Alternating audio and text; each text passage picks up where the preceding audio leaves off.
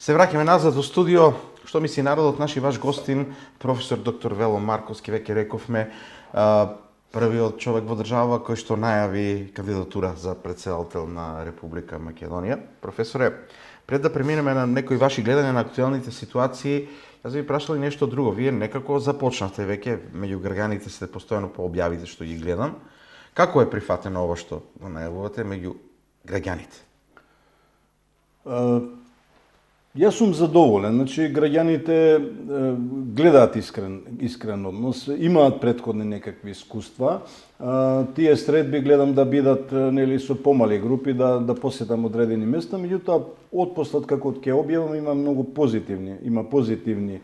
позитивни реакции. Знаете како е, јас реков дека имам искуство во политиката, многу луѓе приоѓаат и ме поддржуваат. Тоа не значи дека ќе остана така до крај. Меѓутоа, тоа што мене ме импонира, што веќе некои портали и медиуми веќе го приметија тоа што го кажав, нели имаше да цитирам професорот и да не успее, да не биде избран, веќе успеа затоа што ги кажа како што треба, нели достоинствено, без навреди македонските ставови.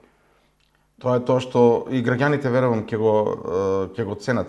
Го чувствувате ли тој момент кај граѓаните? Еве, актуелните ситуации како влијат? Веројатно разговарате и за тоа, бидејќи се разговара, да, видовме и меѓу пензионерите, тие имаат мака со ниските пензии, меѓутоа граѓаните имаат своји ставови и за уставните измени, имаат ставови и за актуелната ситуација, за измените во кривичниот законник, за извештајот на Европската унија. Ајде најпрво за овие, за пензионерите нешто подоцна, меѓутоа какви ставови имаат таму и што? Па вака сега, значи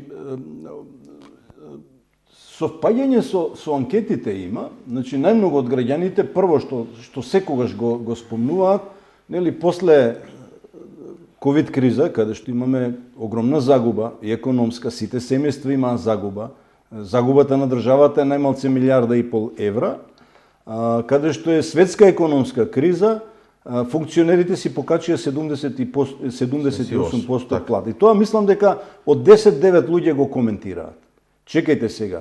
Во рети ако се обезбедат нели минимални пензии како што бараат пензионерите од минималната да биде не знам минимум 20.000 или минималната плата нас ни е сега 20.000 да се овозможи да биде многу повисока, па функционерите кои навистина треба да имаат повисоки плати за да нели не бидат подмитувани и така натаму, да не бидат оптеретени со опстанокот на семејството. Меѓутоа во еден ваков момент да се покачи 78% плата, а да се остават пензионерите со 10.000, е осудено, ви реков, 8 до 9 од 10 граѓани реагираат на тоа. Втора работа, високата корупција.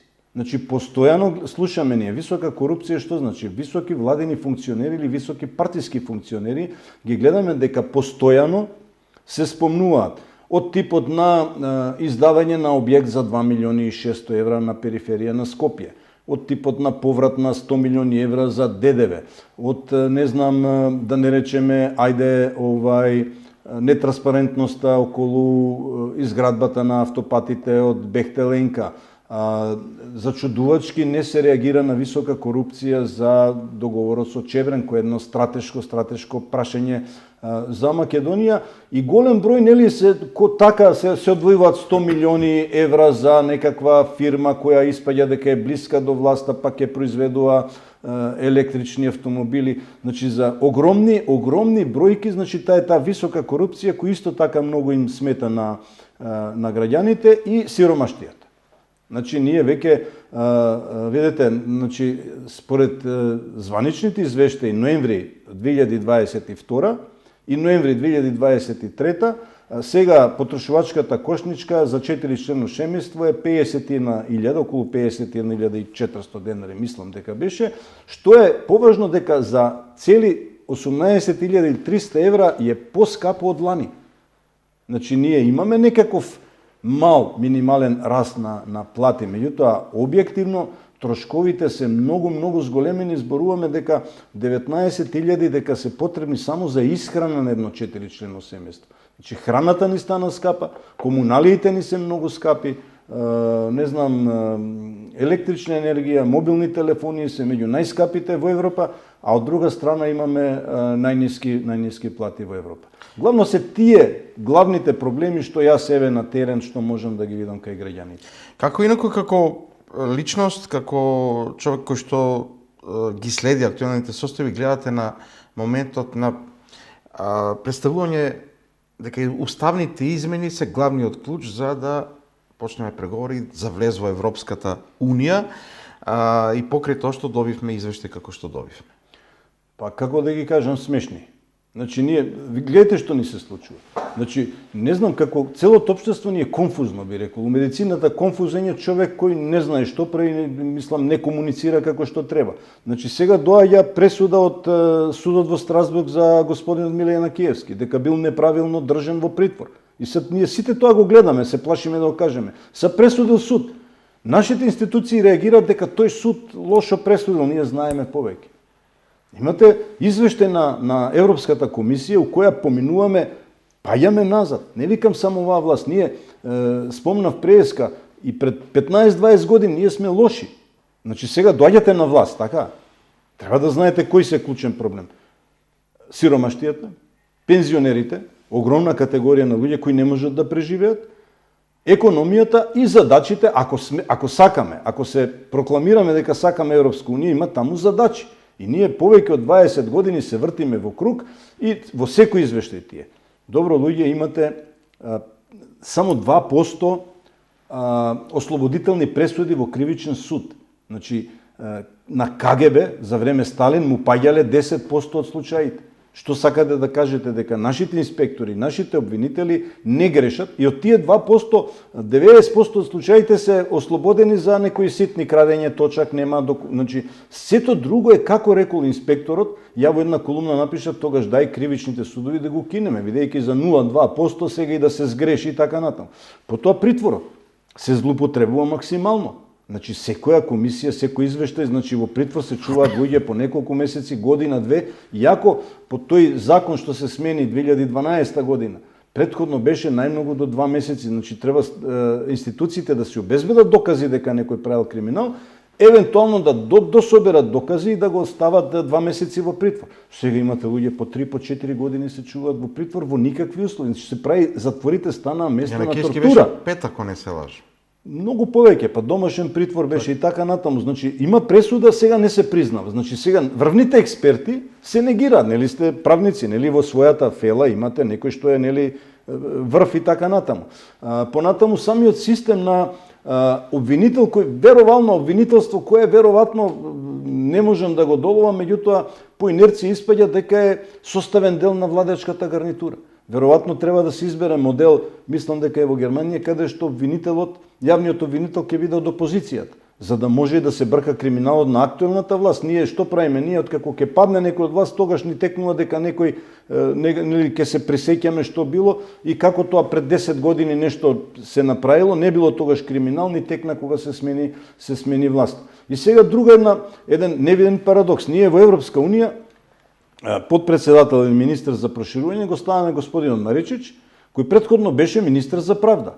Таму каде што имаме најслаби оценки. Значи, ако сакаме навистина да одиме Европска унија, па валјда ќе ставиме човек што нешто ќе сработи, а не тој што сработил најслабо. Значи, најслаби сме во човекови права, во функционирање на правото, во судството сме најслаби во тие извештаи. Па потоа одиме во образование, интеграција во образование, висока корупција и така натаму. Значи сега и преска реков, ако сакаме да одиме во Европска унија, ако сакаат и ВМРО и ДПМН и дуи најголемиве партии, дајте нека седнат кои ќе и да гарантираат, кои ќе кажат на избори ќе биде вака и вака, а не потоа како ќе добијат избори слушаме од врвни политичари, па за време избори може се да се каже, ние после сами ќе си носиме одлуки. Каква е таа изјава? Нам граѓаните ни дадоа да одлучуваме за нив во наредните години. Никогаш не дале, нели? Никогаш не дале, значи ако сакаме и лажната слика, можеби и евродипломатите треба да внимаваат дека се злоупотребуваат и они да си реагираат дека од нас неколку пати. Да, неколку пати, нели, амбасадорот на Холандија неколку пати прашува каде е милијардата за ковид. Значи и сега ние сето тоа не го завршуваме и нема да го завршиме Ама им ветуваме на нив, сега ние ќе направиме некои отстапки кои всушност сами си ги наметнавме, нели, влегување уставните промени беше прашањето. Што мислите за уставните измени? Во моментов што ќе се случи? Има ли некое решение кое што би било поповолно за има решение за Македонија? Се прекинува тој договор за добрососедство, бидејќи е договор, реално е договор за непријателство. Значи, таму се наметнуваат некакви тези кои со Преспанскиот договор се направи делегитимација. Значи, ние сега, гледате како мудро го направија да после 5 години менуваме документи и ни се тврдеше дека идентитетот е загарантиран бетон и сега сами гледаме дека мораме да менуваме документи, каде што веќе нема македонско државјанство, туку си граѓани на Северна Република Македонија. И сега со бугарскиот договор поголема опасност е. Зошто? Затоа што сега се бара со нив дека македонскиот јазик е нов, дека корените му се во старо бугарскиот и дека македонската нација постои од 1945 година. Значи, пазите сега, нивните тези, извртени, проаѓаат во Европа, каде што не викаат, ние само што дојдовме на Балканот, во некаде таму 8 век, нели? Непосредно пред тоа, на Балканот се создаде некој старословенски јазик, ама ние сме тие што веднаш го прифативме и веднаш го споделивме на сите словенски народи. Замислете, тука народот, не знам, веројатно се поделил некој од императорите овие таблети на сите и на мајките, ги учеле децата на мајчин јазик, иначе пред тоа зборувале или не зборувале можеби. Значи, таа е поголема опасност од влегување на бугарите во уставот, бидејќи позадината е лоша.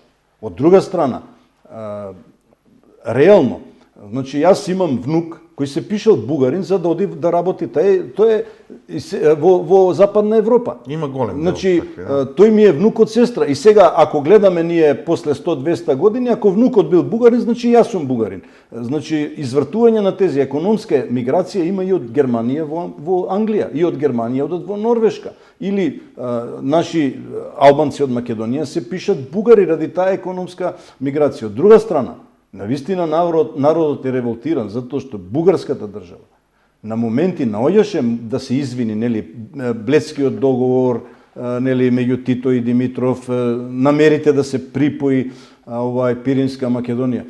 Меѓутоа, не се извинија на секое доаѓање на бугарите во Македонија е врзано со обид за асимилација, со лажирање на македонската историја, со негирање на македонците и не можеме ние да не ги спомнеме, иако не е убаво да се спомне. Меѓутоа, ние веднаш во Првата светска војна имате во село Долгавец убиени цивили повеќе од, по некои извори 336, по некои 315, меѓу кои и деца и жени, значи цивилно население од страна на бугарски војници, за да следната 1915-1916 година од македонски брод ги има по име по презиме, луѓе, ова не се теории на заговор, ги има по име по презиме, по село, по потекло, каде што кажува и керката на тој, нели, од 7 години, значи се 103 луѓе убиени зверски, со чекан во градата. 102 се македонци. Едниот е 103-тиот е бугарски војник кој не сакал да убива цивили, па и него го убиваат. Па да не речеме Втора светска војна ги спомнувам и стрелања и во Ваташа, и во Богомил, и во Долно Јаболчиште, нели, каде што 11 албанци се стрелани и сето тоа револтирање народот да влезат некои што биле асимилатори, да влезат сега во уставот и да тоа биде единствен услов и несватливо. И тоа тука морам да кажам, мислам дека прв пат ќе го кажам, што најмногу ми посмета и што можеби пресуди во моето да одам сам како независен, е ставот на мојата матична партија која кажа дека добро, ако биде последно барање ова на бугарите, можеби би го прифатиле и овој парламентарен состав не. Што значи во другиот состав или ќе прифатиме дека ние сме македонци од 1945 година. Сами ќе се негираме. Нема јасно не на овие. Значи нема јасни ставови и сметам дека било кој политичар и мислам дека е дојдено времето во Македонија. Не само јас, било кој, веќе мора јасни ставови и сигурен сум дека и во албанските партии, ако не одат со кампања дека државата мора да функционира, а не албанци, државата мора да функционира и дека нема да имаат успех. дека оваа држава веќе видува и албанците, значи нивни луѓе умираа за ковидот, да не речам гореа по болници затоа што државата не функционира и гледаме нема одговорност на тие што треба, па да не збориме за автобусите, значи страшни трагедии и така сака некој да ги помине како ништо да не било. Една од работите, Бугарија е само еден од нашите соседи. А од секогаш се поставува прашањето на каков начин ние треба да ги градиме односите со соседите. Го паметиме реципроцитетот од времето и слично, како да заборавивме и на реципроцитетот. Меѓутоа, како гледате вие на сето тоа? Ние досега само од Србија не сме имале некои така посериозни најави за проблеми. Да, последниве. Реално. Значи, да, Србија во соседиве само Србија ги гледам за пријатели, бидејќи реално така се однесува, не поддржуваат, се поднесуваат. Така иако нивните тајни служби и они се поделени, тоа не знаеме што се случува, што си надвор од државата, имаат тајни служби формени од времето на Ранковиќ. Но јавно не ги чувствуваме. Меѓутоа не, званично не поддржуваат, и за короната не поддржува, и со вакцини, и со храна, и со ставови.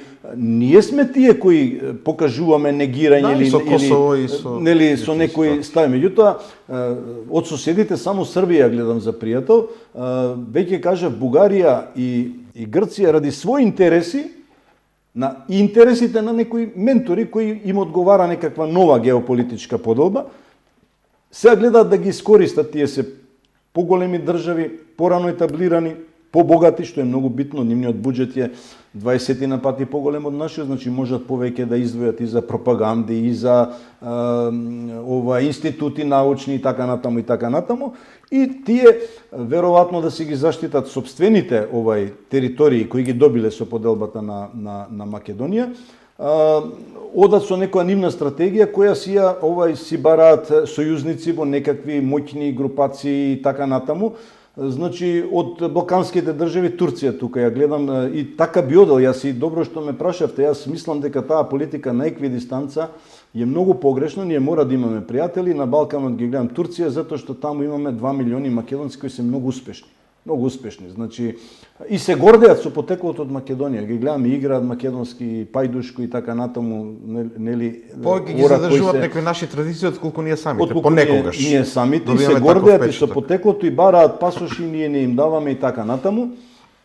А од светски сили секако Русија, иако историски, мораме да признеме, да, историја до Прва светска војна Русија покажува непријателство. Јас мислам дека поради тој германски крал што го има, нели, таа една нишкана политика, меѓутоа во моментот не гледам зошто ние треба да имаме непријателство со Русија и напротив гледам дека русите и ни честитаат и празници, и национални празници, и свесни се дека писменоста во Русија дошла од Македонија и Охридската, не Охридската, туку патриаршијата, нели, покасно Охридска, дека е многу постара, дека не е од 10 век, туку е од 5 век, и сето тоа ни го признаваат и нема потреба ние да и они признаваат дека сме всушност ние коренот, неколку изјави дури има и од највисоките, дури и од господинот Путин, дека коренот на руската писменост е од Македонија и така натаму. Секако американските, Соединените американски држави исто мора да ни бидат партнер, они се стратешки партнер, меѓутоа јас не верувам дека некој од нашиве политичари седнал со нив да им каже: луѓе, ние благодарни сме што, нели, 2001 имавме проблем да не ја разделат државата, помогнавте, спасивте, меѓутоа нас сега ние сме притиснати, ние го губиме идентитетот и нас ни е тоа поважно. Значи опстанокот на македонскиот народ ни е поважен и дали можете да помогнете во таа насока? Ние не гледаме јасен како една Америка со милион проблеми, со огромно население од 400 милиони, сега, ако ние не и кажеме што е проблемот, иако они добро се информирани, меѓутоа, од друга страна, ние не бараме. Не, ако нешто не бараш, зошто некој сега да ти помогне? И тука ги гледам и државите сојузнички, иако во моментот тој француски предлог е многу неповолен од кај нас, меѓутоа повторно има некои веројатно оправдани причини, меѓутоа победниците од Прва светска војна, односно членките на Советна безбедност. Тука си Англија и Франција и Кина, и ние не можеме и не смееме да се откажеме од последниот век. Најуспешната епизода на македонскиот народ е Втора светска војна, партизанското движење, над 100.000 војници и придонесот во борбата со антифашизмот. На крајот сме на емисијата, уште две кратки прашања. Првото се однесува на оно што го споменавме. Вие не сте се уште во пензија, меѓутоа ве видовме меѓу пензионерите во Скопје кога протестираа. Се гледа на нивните, тоа е една категорија на граѓани кои што нели се гледа на различен начин. Некој се гледа као ајде добро нека имат пензии да преживеат, а тие сметат дека треба повеќе. Кога дојдат избори сите ги бараат како гласачко тело. Вие бевте меѓу нив, како гледате на нивните барања? Некои велат дека бараат многу, некои велат дека и треба да бараат. Како гледате на ова вие? Они бараат малку. Не бараат многу. Значи, државата бара да бидат они солидарни, да се стрпат, а не кажуваат колку, да издржат со, значи, видите, 90 од 338.340.000 пензионери. Една третина, 97.800 се со 12.000, 10 до 12.000 примери. Минималната. Значи, минималната плата е 20. Рековме, кошничката за храна на 4 члено семејство е 19.000. Комуналиите се 100 евра. Значи, како да преживеат тие луѓе и тие се, прифатиле дека они, се, нели, пензионери, ајде да се стрпат, ајде да не бидат на терет на државата, а од друга страна гледаме без никаков проблем тендер од 2 милиарди, без, нели, се договара некако, без, па чебрен уште милиарда, значи се договараат тендери по 3 милиарди, по 4 милиарди, а ваму за пензионерите за некои 78% уште бодат очи. 78 уште им бодат очи. И они сега, по инерција бараат, и тука имаме тоа скалесто порамнување со инфлацијата. И се замислите на 10.000 он добива 5%, и тоа се 500-600 денари. И тој закон треба да се смени. Значи, тие што имаат високи пензии, веројатно треба да бидат со 1%, овие најдоле да бидат со 10%. Пример, треба експерти да кажат. Меѓутоа, зошто викам бараат малку? Па у секоја малце нормална држава, социјалната помош е таква колку што му треба на некого да го преживее месецот барем за храна и комунали. Социјална помош збориме, не пензија. Значи, секоја нормална држава. Е заработено. А ова е веќе заработено и сега оправдањата, нели, они примале помалце работеле, некои повеќе работеле. Генерално тој пензијски систем, значи, треба да има двајца вработени најмалце, а еден пензионер за да функционира добро, и ние сме далеко од тие двајца вработени, меѓутоа треба да се движиме натаму, да се вработуваат повеќе, да не ни бегаат луѓето во странство, односно да имаме добра економски развиток, а не цело време да тапкаме. Ние 30 години таму каде што имаме успех, нели, во некои индустрии, пропаѓаме, во земјоделието дојдовме во ситуација кога, да речеме, се добива информација дека во Струмица луѓето купуваат пиперки и патлижани, значи смешни состојби. Дојдовме и сега, никако не сме да биде тоа на грбот на пензионерите. И нивните барања, да речеме, партиципација и така натаму да ги покрие државата, што нив најмногу ги боли, нели, веќе се во години имаат болести, и многу мал проблем е за државата да го реши тоа, барем од партиципација да ги ослободи и да им ги дава тие минимални средства. Последното моје прашање е, што мислите за изборите, како независен кандидат и воопшто, што е подобро? Заедно председателски и парламентарни избори или посебни? Деки партиите преговарат и ќе се договорат и за тоа, без да прашаат некој? Апсолутно заедно, од многу причини. Првата причина е затоа што се пнели парламентарните после 3 месеци и сосема не е оправдано однесувањето сега на СДС, мислам дека само они се, за да го искористат председателските избори за корекција за парламентарните избори. Сепак мислам дека веќе се 8 години на власт и треба да покажат државничка позиција и одговорност за државата. Потоа можно е да се потрошат, нели, настрана што се трошат многу средства. Тоа е едната причина. Втора причина, многу опасно е да нема излезност. А да не мислат дека, бидејќи за парламентарните 40%, дека ако за председателските нема излезност и дека народот масовно ќе им излезе значи ќе се направи една уставна криза и ќе бидат казнети, ќе нема излезност и за парламентарните избори. И тука треба да внимаваат, настрана што средствата кои се трошат за избори се огромни, се работи за веројатно 100 циклусот 2 пати пари ќе се троши. И нели можност за поништување, одржување повторно и така натаму, меѓутоа и доаѓање во една неприродна ситуација кога, например, сегашниот председател, ако остане председател, најверојатно ќе остане на парламент, ќе го менува председателот на државата, нели, ако не успеат изборите, тоа на 12 мај мора по устав да седне нов председател. И сега за 2 месеци има избори и дали е природно парламент кој е распуштен, и ако он може да се свика, меѓутоа оние веќе, нели, распуштен, редовни избори се, да пратеник, нели, оние прв од сите пратеници, биде председател на државата, а всушност му завршил мандатот. И влегуваме во некаква уставна криза која само ќе потврди дека ние како држава не функционираме, дека немаме државотворни партии, дека сме територија и дека треба да бидеме третирани така како што не третираме. Професоре, ви благодарам за гостувањето во нашата емисија. Ги изнесовте своите ставови кои што веројатно и понатаму ќе ги изнесувате и пред граѓаните во вашата борба да дојдете во позиција да се борите за председателското место во Република Македонија. Ви благодарам јас на поканата и секогаш со задоволство ќе прифатаме понатаму. Се гледам во следни прилики и на политички теми, но и на оние од вашата експертска област која ќе има потреба. Благодарам многу. Почитувани гледачи, тоа беше интервјуто со професор доктор Вело Марковски, првиот човек во државава кој што јавно објави дека ќе се трка за председател на Република Македонија на председателските избори. Се надам задоволни сте од тоа што го слушнавте, веројатно ќе слушате и понатаму, а ние ќе следиме се што ќе се случува и за изборите, веројатно понатаму и повторно ќе го имаме професорот Марковски во нашата емисија. Благодарам на вниманието, во понеделник се гледаме повторно со ново издание.